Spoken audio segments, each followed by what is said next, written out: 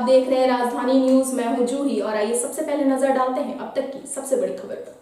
बिष्टुपुर के तिलक पुस्तकालय में जिला कांग्रेस कमेटी द्वारा आयोजित संवाददाता सम्मेलन में राज्य के स्वास्थ्य मंत्री बन्ना गुप्ता, जिला अध्यक्ष आनंद बिहारी दुबे के अलावा कई कांग्रेसी नेता मौजूद थे। जहां पिछले दिनों इनकम टैक्स विभाग द्वारा कांग्रेसी खाते को लेकर की गई कार्रवाई पर जिला कांग्रेस कमेटी द्वारा अपनी आपत्ति दर्ज की गई है। मीडिया से बात करते हुए राज्य के स्वास्थ्य मंत्री बन्ना गुप्ता ने कहा कि जहां एक तरफ लोकसभा चुनाव की घोषणा हो गई है, वहीं केंद्र की भाजपा सरकार इंडिया गठबंधन से घबराकर अब राजनीतिक दल को आर्थिक नुकसान पहुंचाने का प्रयास कर रही है।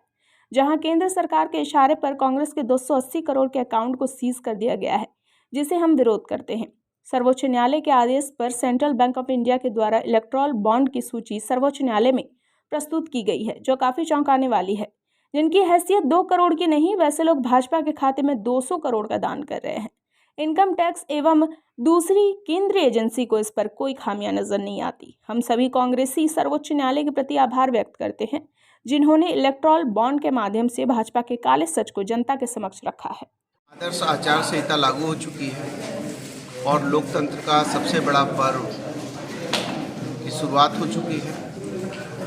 और लोकतंत्र का मतलब है जनता का, जनता के लिए, जनता के द्वारा चुना हुआ शासन, जिसमें जनता निर्भीकता और निष्पक्षता से अपने मताधिकार का प्रयोग करती है और अपने मन मुताबिक देश की सरकार, राज्य की सरकार चुनने का काम करती है।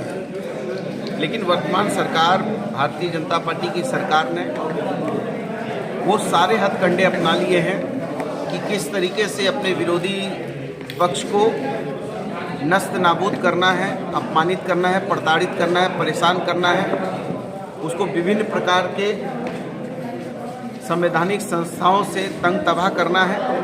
और इसी की कड़ी में उन्होंने हमारे बैंक अकाउंट को भी फ्रीज कर दिया है।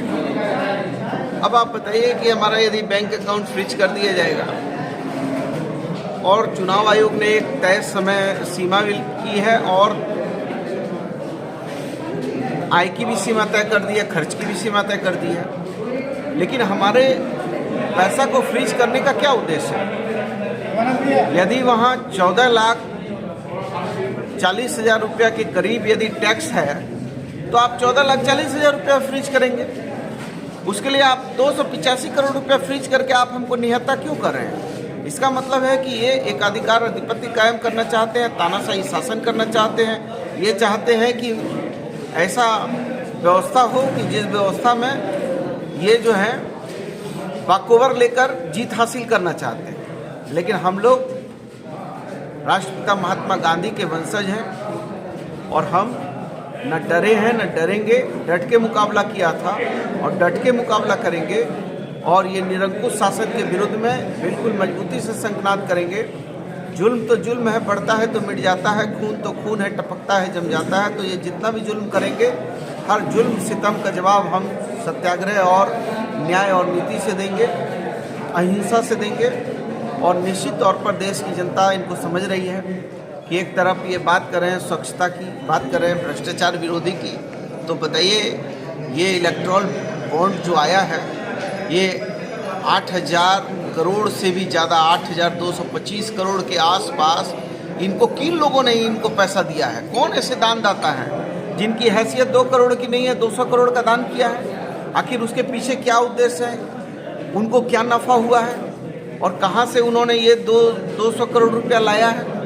ये सारा जो है ब्लैक मनी को वाइट करने का एक सोचा समझा साजिश किया गया है और उस साजिश के तहत संवैधानिक संस्थाओं का गैर इस्तेमाल हुआ है और उसके इस्तेमाल, बेजा इस्तेमाल से ये एक बड़ी व्यवस्था खड़ी की गई है। तो मैं इन चीज़ों को जनता के बीच में लाना चाहता हूँ, जनता को बताना चाहता हूँ कि ये किस तरीके से एकाधिकार अधिपत्य करके लोकतांत्रिक व्यवस्थाओं को नस्त नाबूद कर रहे हैं। गठबंधन का प्रत्याशी होगा, ये हमारी पार्टी तय करेगी, हमारे शीर्ष नेतृत्व को तय करना है।